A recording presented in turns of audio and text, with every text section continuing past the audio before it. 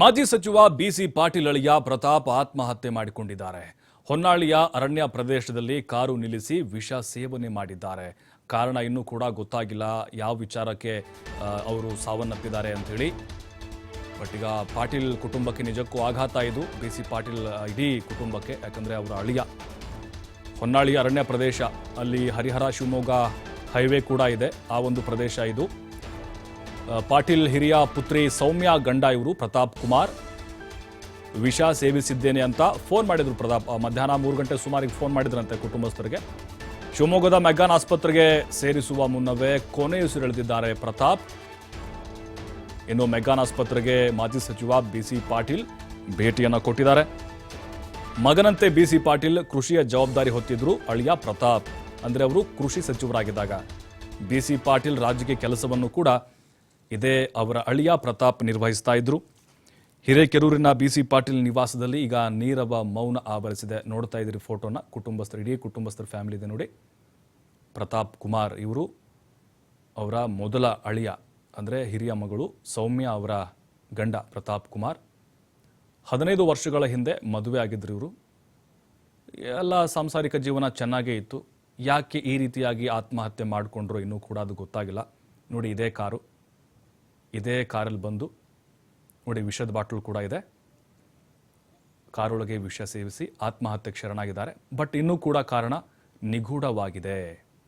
ಅಂದರೆ ರಸ್ತೆ ಪಕ್ಕ ಕಾರನ್ನು ಪಾರ್ಕ್ ಮಾಡಿ ಅಲ್ಲಿ ಎಲ್ಲ ಲಾಕ್ ಮಾಡಿಕೊಂಡು ಸಾವನ್ನಪ್ಪಿದ್ದಾರೆ ವಿಷ ಕುಡಿದು. 3 ಗಂಟೆಗೆ ಕುಟುಂಬಸ್ಥರಿಗೆ ಫೋನ್ ಮಾಡಿದ್ರು, ನಾನು ವಿಷವನ್ನು ಸೇವಿಸ್ತಾ ಇದ್ದೀನಿ ಅಂಥೇಳಿ. ಇನ್ನೂ ಕೂಡ ಇದಕ್ಕೆ ಕಾರಣ ಗೊತ್ತಾಗಿಲ್ಲ. ಪೊಲೀಸರು ಕೂಡ ತನಿಖೆಯನ್ನು ಆರಂಭಿಸ್ತಾರೆ. ಯಾವ ಕಾರಣಕ್ಕೋಸ್ಕರ ಪ್ರತಾಪ್ ಆತ್ಮಹತ್ಯೆಗೆ ಶರಣಾದರು ಅಂಥೇಳಿ, ಏನು ಕಾರಣ ಇರಬಹುದು? ಹಣಕಾಸಿನ ವಿಚಾರಣ, ಸಾಂಸಾರಿಕ ಜೀವನದಲ್ಲಿ ಏನಾದರೂ ವೈಮನಸ್ಸಿತ್ತ? ಇದು ಮೇಲ್ನೋಟಕ್ಕೆ ಡಿಪ್ರೆಷನ್ ಅಂತ ಹೇಳ್ತಾ ಇದ್ದಾರೆ. ಡಿಪ್ರೆಷನ್ಗೆ ಒಳಗಾಗಿ ಪ್ರತಾಪ್ ಕುಮಾರ್ ಆತ್ಮಹತ್ಯೆ ಮಾಡಿಕೊಂಡಿದ್ದಾರೆ ಅನ್ನುವಂಥ ಅನುಮಾನಗಳಿದ್ದಾವೆ. Not confirm. ಸದ್ಯಕ್ಕೆ ಸ್ಥಳಕ್ಕೆ ಪೊಲೀಸರು ಕೂಡ ಬಂದು ಸ್ಥಳ ಪರಿಶೀಲನೆ ಕೂಡ ನಡೆಸಿದ್ದಾರೆ. ಒಬ್ಬರೇ ಹೋಗಿದ್ರು ಅವರು ಈ ಕಾರ್ನಲ್ಲಿ. ಕುಟುಂಬಸ್ಥರು ಕೂಡ ಇದ್ರ ಬಗ್ಗೆ ಯಾವುದೇ ಮಾಹಿತಿ ಕೊಟ್ಟಿಲ್ಲ. ಬಿಸಿ ಪಾಟೀಲ್ ಕೂಡ ಇದ್ರ ಬಗ್ಗೆ ಮಾತಾಡಿಲ್ಲ. ಬಹಳ ಆಘಾತದಲ್ಲಿದ್ದಾರೆ, ನೋವಿನಲ್ಲಿದ್ದಾರೆ. ಮೆಗ್ಗಾನ್ ಆಸ್ಪತ್ರೆಗೆ ಸಾಗಿಸುವಂತಹ ಪ್ರಯತ್ನ ಕೂಡ ಆಯಿತು. ಅಷ್ಟರೊಳಗಡೆ ಪ್ರತಾಪ್ ಕುಮಾರ್ ಪ್ರಾಣ ಪಕ್ಷಿ ಹಾರಿ ಹೋಗಿತ್ತು. ಈ ಹಿಂದೆ ಬಿಸಿ ಪಾಟೀಲ್ ಅವರು ಕೃಷಿ ಸಚಿವರಾಗಿದ್ದರು. ಆ ಸಂದರ್ಭದಲ್ಲಿ ಮಗನಂತೆ ಕೆಲಸ ನಿರ್ವಹಿಸ್ತಾ ಇದ್ರು. ಅವರ ರಾಜಕೀಯ ಚಟುವಟಿಕೆಗಳನ್ನು ಕೂಡ ಇವರು ನೋಡ್ಕೊಳ್ತಾ ಇದ್ರು.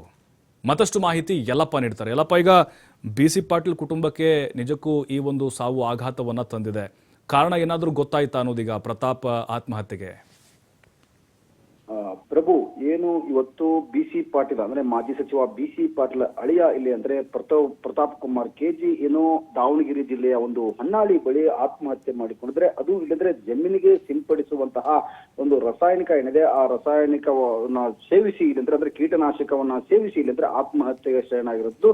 ಇನ್ನು ಪ್ರತಾಪ್ ಕುಮಾರ್ ಇಲ್ಲಿ ಅಂದ್ರೆ ಕಳೆದ 12 ವರ್ಷಗಳ ಹಿಂದೆ ಅಂತಂದ್ರೆ ಬಿಸಿ ಪಾಟೀಲ್ ಅವರ ಹಿರಿಯ ಪುತ್ರಿ ಸೌಮ್ಯಳನ್ನ ಮದುವೆ ಆಗಿದ್ರು. ಇಲ್ಲಿ ಅಂದ್ರೆ ಸೌಮ್ಯಳನ್ನ ಮದುವೆಯಾಗಿ ಸಂಪೂರ್ಣ ಮನೆಯ ಜವಾಬ್ದಾರಿಯನ್ನ ಅವರೇ ನಿರ್ವಹಿಸ್ತಾ ಇದ್ರು. ಬಿಸಿ ಪಾಟೀಲ್ ಅವರ ಏನು ಜಮೀನಿದೆ, ಆ ಜಮೀನನ್ನ ನಿರ್ವಹಣೆಯೂ ಸಹ ಇಲ್ಲಂದ್ರೆ ಅದರ ಸಂಪೂರ್ಣ ಜವಾಬ್ದಾರಿಯನ್ನ ಇವರೇ ವಹಿಸ್ಕೊಂಡಿದ್ರು. ಮತ್ತು ಅಷ್ಟೇ ಸಹಿತ ಬಿಸಿ ಪಾಟೀಲ್ ತಮ್ಮ ರಾಜಕೀಯ ಜೀವನ ಏನು ಮಾಡ್ತಿದ್ರು, ತಮ್ಮ ರಾಜಕೀಯ ಏನು ಕೆಲವೊಂದಿಷ್ಟು ಚಟುವಟಿಕೆಗಳಿದ್ವು, ಅವುಗಳನ್ನು ಸಹ ಇಲ್ಲಿ ಅಂದ್ರೆ ಪ್ರತಾಪ್ ಕುಮಾರೇ ಇಲ್ಲಿ ಅಂದ್ರೆ ನಿರ್ವಹಣೆ ಮಾಡ್ತಾ ಇದ್ರು. ಆದ್ರೆ ಪ್ರತಾಪ್ ಕುಮಾರ್ ಇಲ್ಲಿ ಅಂದ್ರೆ ಬೆಳಿಗ್ಗೆ ಏನು ಈ ದಾವಣಗೆರೆ ಜಿಲ್ಲೆಯ ಇದೇ ಒಂದು ದಾವಣಗೆರೆ ತಾಲೂಕಿನ ಒಂದು ಕತ್ತಲಗಿರಿ ಅಂತ ಒಂದು ಗ್ರಾಮ ಬರುತ್ತೆ. ಇದ ಒಂದು ಕತ್ತಲಗಿರಿ ಗ್ರಾಮದ ನಿವಾಸಿಯಾಗಿದ್ರು.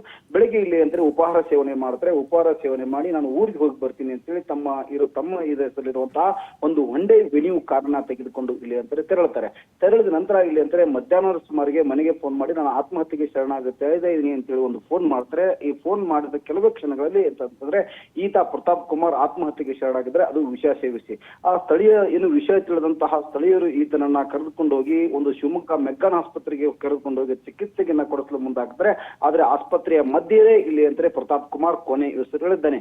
ವಿಷಯ ಗೊತ್ತಾದಂತಹ ಬಿಸಿ ಸಿ ಪಾಟೀಲ್ ಈಗಾಗಲೇ ಅಂತಂದ್ರೆ ಶಿವಮೊಗ್ಗಕ್ಕೆ ಈಗಾಗಲೇ ಹೋಗಿದ್ದಾರೆ. ಶಿವಮೊಗ್ಗಕ್ಕೆ ಹೋಗಿದ್ದ ಅಷ್ಟೇ ಸಹಿತ ಅಳಿಯನ ಸಾವಿನ ಸುದ್ದಿ ತಿಳಿದಂತಹ, ಯಾಕಂದ್ರೆ ಮಗಳ ಗಂಡ, ಹಿರಿಯ ಮಗಳ ಅದು ಸೌಮ್ಯಾಳ ಗಂಡ ಇಲ್ಲಿ ಅಂದ್ರೆ ಸಂಪೂರ್ಣವಾಗಿ ಮನೆ ಜವಾಬ್ದಾರಿ ಅಷ್ಟೇ ಸಹಿತ ತಮ್ಮ ಸ್ವಂತ ಮಗನ, ಯಾಕಂದ್ರೆ ಬಿ ಸಿ ಪಾಟೀಲ್ ಅವರಿಗೆ ಗಂಡು ಮಕ್ಕಳಿರಲ್ಲ, ಹಿರಿಯ ಅಳಿಯನನ್ನೇ ಇಲ್ಲಿ ಅಂದ್ರೆ ಗಂಡು ಮಗನಂತಹ ತಿಳಿದಂತಹ ಬಿ ಸಿ ಪಾಟೀಲ್ ಅವರು ಮನೆಯ ಸಂಪೂರ್ಣ ಜವಾಬ್ದಾರಿಯನ್ನ ಆತನಿಗೆ ಕೊಟ್ಟಿದ್ರು. ಹೀಗಾಗಿ ಈ ವಿಷಯ ತಿಳಿದದ್ದು ದೊಡ್ಡದಾದಂತಹ ಒಂದು ಆಘಾತಕಾರಿ. ಅದರಲ್ಲಿ ಬರಸಿಡಲು ಇವತ್ತು ಬಿ ಸಿ ಪಾಟೀಲ್ ಅವರಿಗೆ ಬಡದೆ ವಿಷಯ ತಿಳಿದಿದ್ದೆ ಈಗಾಗಲೇ ಅಂತಾರೆ ಬಿ ಸಿ ಪಾಟೀಲ್ ಅವರು ಶಿವಮೊಗ್ಗಕ್ಕೆ ಹೋಗಿದ್ದಾರೆ. ಅಲ್ಲಿಂದ ಹೋಗಿ ತಾತನ ಪಾರ್ಥಿವ ಶರೀರ ಏನಿದೆ ಇನ್ನು ಕತ್ತಲಗಿರಿ ಗ್ರಾಮಕ್ಕೆ ತರಬೇಕಾ ಅಥವಾ ಇಲ್ಲಂದ್ರೆ ಅಳಿಯನಂತೆ ನೋಡ್ಕೊಂಡಿದ್ದೆ, ಅಳಿಯ ಅಲ್ಲದೆ ಇವತ್ತು ಮಗನಂತೆ ನೋಡ್ಕೊಂಡಿದ್ದೆ.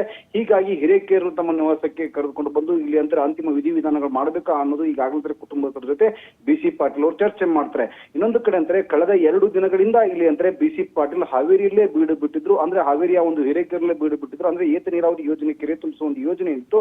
ಆ ವೀಕ್ಷಣೆಯನ್ನ ಇಲ್ಲಿ ಅಂದ್ರೆ ವೀಕ್ಷಣೆ ಮಾಡೋದು ಕಳೆದ 2 ದಿನಗಳಿಂದ ಬಿ ಸಿ ಪಾಟೀಲ್ ಕ್ಷೇತ್ರದಲ್ಲಿ ಇದ್ರು.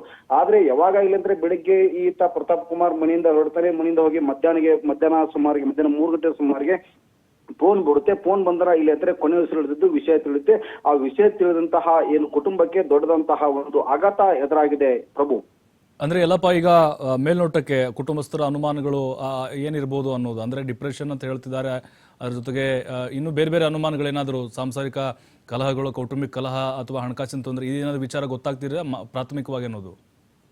ಯಾಕಂದ್ರೆ ಪ್ರಭು ಈಗಾಗಲೇ ಅಂದ್ರೆ ಕುಟುಂಬಸ್ಥರು ಈ ಸಂಪಟ್ಟಂಗೆ ಅಧಿಕೃತವಾಗಿ ಏನನ್ನೂ ಸಹ ಇಲ್ಲಂದ್ರೆ ಹೊರ ಬಿಡ್ತಿಲ್ಲ. ಆದ್ರೆ ಈಗ ಕೆಲವೊಂದಿಷ್ಟು ಮಾತುಗಳು ಕೇಳಿ ಬರ್ತವೆ. ಏನು ಕತ್ತಲಗಿರಿಯಲ್ಲಿ ಕೆಲವೊಂದಿಷ್ಟು ವ್ಯವಹಾರಗಳನ್ನ ಈತ ಪ್ರತಾಪ್ ಕುಮಾರ್ ನೋಡ್ಕೊಳ್ತಾ ಇದ್ದ. ಆ ವ್ಯವಹಾರಗಳಲ್ಲಿ ನಷ್ಟ ಆಗಿದ್ದು ಅನ್ನೋದು ಕೆಲವೊಂದಿಷ್ಟು ಜನ ಮಾತನಾಡ್ಕೊಳ್ತಾ ಇದಾರೆ. ಇನ್ನೊಂದು ಕಡೆ ಅಂತಂದ್ರೆ ಈ ಪ್ರತಾಪ್ ಕುಮಾರ್ ಅಂದ್ರೆ ಮಾನಸಿಕ ಖಿನ್ನತೆಗೆ ಒಳಗಾಗಿದ್ದ ಅನ್ನೋ ಸಹ ಇಲ್ಲಿ ಅಂದ್ರೆ ಮಾತು ಕೇಳಿ ಬರ್ತವೆ. ಇದರ ನಡುವೆ ಇಲ್ಲಿ ಅಂದ್ರೆ ಪ್ರತಾಪ್ ಕುಮಾರ್ ಯಾವುದಕ್ಕೆ ಆತ್ಮಹತ್ಯೆ ಮಾಡಿಕೊಂಡ?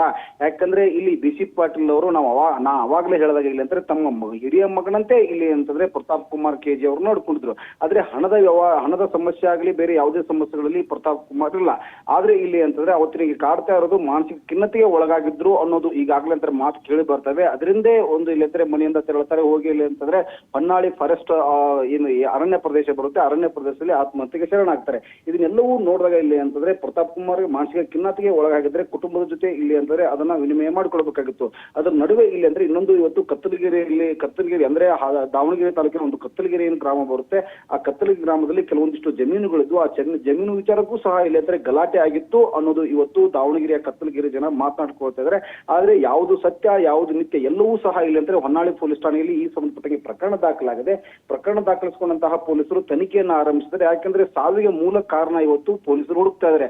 ಯಾಕಂದ್ರೆ ಇಲ್ಲಿ ಸಾಮಾನ್ಯ ಮನುಷ್ಯ ಇವತ್ತು ಆತ್ಮಹತ್ಯೆ ಮಾಡಿಕೊಂಡಿಲ್ಲ. ಮಾಜಿ ಸಚಿವರ ಹಿರಿಯ ಅಳಿಯ ಇಲ್ಲಿ ಅಂದ್ರೆ ಆತ್ಮಹತ್ಯೆಗೆ ಶರಣಾಗಿದ್ದ ಒಂದೇ ಒಂದು ಕಾರಣಕ್ಕೆ ಇವತ್ತು 360 ಆಂಗಲ್ ನಲ್ಲಿ ಪೊಲೀಸರು ಇವತ್ತು ತನಿಖೆಯನ್ನ ಆರಂಭಿಸಿದ್ದಾರೆ ಪ್ರಭು. ಥ್ಯಾಂಕ್ ಯು ಎಲ್ಲಪ್ಪ ಮಾಹಿತಿಗಾಗಿ. ಈಗ ಪೊಲೀಸರು ಕೂಡ ತನಿಖೆಯನ್ನ ಆರಂಭಿಸಿದ್ದಾರೆ. ಬಟ್ ಕಾರಣ ಇನ್ನೂ ಕೂಡ ಗೊತ್ತಾಗಿಲ್ಲ. ಕುಟುಂಬಸ್ಥರು ಕೂಡ ಯಾವುದೇ ರೀತಿ ಅಧಿಕೃತವಾದಂತಹ ಮಾಹಿತಿಯನ್ನ ಬಿಟ್ಟುಕೊಡ್ತಾ ಇಲ್ಲ. ಬಿ ಸಿ ಪಾಟೀಲ್ ಅವರು ತಮ್ಮ ಮಗನಂತೆ ನೋಡ್ಕೊಳ್ತಾ ಇದ್ರು ಅಳಿಯನನ್ನ. ಈ ಹಿಂದೆ ಸಚಿವರಾಗಿದ್ದಾಗ ಅವರ ಸಾಕಷ್ಟು ಜವಾಬ್ದಾರಿಗಳನ್ನ ಅಂದ್ರೆ ಪರೋಕ್ಷವಾಗಿ ಅವರು ನಿಭಾಯಿಸ್ತಾ ಇದ್ರು. ರಾಜಕೀಯ ಸಾಕಷ್ಟು ಕಾರ್ಯಕ್ರಮಗಳಲ್ಲಿ ಅವರ ಮಾವನ ಪರವಾಗಿ ಪ್ರಚಾರವನ್ನು ಮಾಡೋದು, ಸಹಾಯವನ್ನು ಮಾಡ್ತಾ ಇದ್ರು. ಹಿರಿಯ ಮಗಳು ಏನಿದ್ದಾರೆ ಅವರಿಗೆ ಹೆಣ್ಮಕ್ಳಿದ್ದಾರೆ, ಗಂಡು ಮಕ್ಕಳಿಲ್ಲ. ಸೌಮ್ಯ ಪಾಟೀಲ್ ಮತ್ತು ಸೃಷ್ಟಿ ಪಾಟೀಲ್ ಅಂಥೇಳಿ. ಸೌಮ್ಯ ಅವರು ಜಾಸ್ತಿ ಕಾಣಿಸ್ಕೊಳ್ತಾ ಇರಲಿಲ್ಲ, ಸೃಷ್ಟಿ ಪಾಟೀಲ್ ಜಾಸ್ತಿ ಕಾಣಿಸ್ಕೊಳ್ತಾ ಇದ್ರು ಅವ್ರ ತಂದೆ ಜೊತೆಗೆ. ಬಟ್ ಈಗ ಮಾನಸಿಕ ಖಿನ್ನತೆಗೊಳಗಾಗಿದ್ರು ಅನ್ನುವಂಥ ಅನುಮಾನಗಳಿದ್ದಾವೆ. ಜೊತೆಗೆ ಅವರು ಅವ್ರದ್ದೇ ಆದಂಥ ಕೆಲವೊಂದಿಷ್ಟು ವೈಯಕ್ತಿಕವಾದಂಥ ಬಿಸ್ನೆಸ್ಗಳನ್ನು ಹೊಂದಿದ್ರು, ಅದರಲ್ಲಿ ಲಾಸ್ ಆಗಿದ್ರು ಅನ್ನೋದು ಕೂಡ ಮೇಲ್ನೋಟ ಗೊತ್ತಾಗ್ತಾ ಇದೆ. ಬಟ್ ಪೊಲೀಸ್ ತನಿಖೆ ಆದಮೇಲೆ ಈ ಒಂದು ಸಾವಿಗೆ ಅಸಲಿ ಕಾರಣ ಗೊತ್ತಾಗಬೇಕಾಗಿದೆ.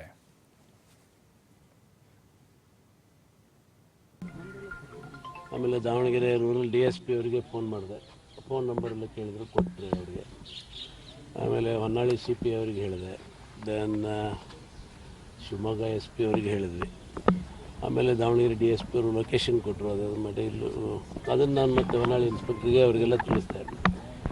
ಆಮೇಲೆ SP ಶಿವಮೊಗ್ಗ ಅವರು ಹೇಳಿದ್ರು ಅದು ಲೊಕೇಶನ್ ಅವ್ರಿಗೆ ಕಳಿಸ್ತಾ ಇಲ್ಲ, ಅಲ್ಲಿ ಎಲ್ಲೂ ಇಲ್ಲ ಅದು ಆ ಥರ ಅಂತಂದರು.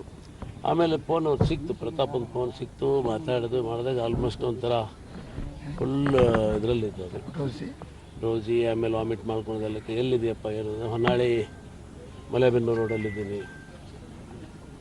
ಎಲ್ಲಿದೆ ಹೇಳು, ಎಲ್ಲಿದೆ? ಹೊನ್ನಾಳಿ ಮಲೆಬೆನ್ನೂರು ರೋಡ್. ಸ್ಪಷ್ಟ ಮಾತಾಡ್ತಿರಲಿಲ್ಲ. ಆಮೇಲೆ ಮತ್ತೆ ಎಲ್ಲರಿಗೂ ಹೇಳಿದೆ ಈಗ ಹೊನ್ನಾಳಿ ಮಲೆಬೆನ್ನೂರು ರೋಡಲ್ಲಿದ್ದಾರೆ.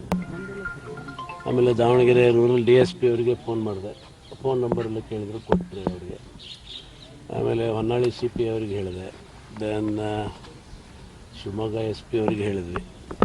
ಆಮೇಲೆ ದಾವಣಗೆರೆ ಡಿ ಎಸ್ ಪಿ ಅವರು ಲೊಕೇಶನ್ ಕೊಟ್ಟರು. ಅದರ ಮಟ್ಟ ಅದನ್ನು ನಾನು ಮತ್ತೆ ಹೊನ್ನಾಳಿ ಇನ್ಸ್ಪೆಕ್ಟ್ರಿಗೆ ಅವರಿಗೆಲ್ಲ ತಿಳಿಸ್ದೆ. ಆಮೇಲೆ ಎಸ್ ಪಿ ಶಿವಮೊಗ್ಗ ಅವರು ಹೇಳಿದ್ರು ಅದು ಲೊಕೇಶನ್ ಅವ್ರಿಗೆ ಕಳಿಸ್ದೆ. ಇಲ್ಲ ಅಲ್ಲಿ ಎಲ್ಲೂ ಇಲ್ಲ ಅದು ಆ ಥರ ಅಂತಂದರು. ಆಮೇಲೆ ಫೋನ್ ಅವ್ರು ಸಿಕ್ತು, ಪ್ರತಾಪನ ಫೋನ್ ಸಿಕ್ತು. ಮಾತಾಡೋದು ಮಾಡಿದಾಗ ಆಲ್ಮೋಸ್ಟ್ ಒಂಥರ ಫುಲ್ ಇದರಲ್ಲಿದ್ದವರು, ರೋಸಿ. ಆಮೇಲೆ ವಾಮಿಟ್ ಮಾಡ್ಕೊಂಡಲ್ಲಿ ಎಲ್ಲಿದೆಯಪ್ಪ ಏನು, ಹೊನ್ನಾಳಿ ಮಲೆಬೆನ್ನೂರು ರೋಡಲ್ಲಿದ್ದೀನಿ.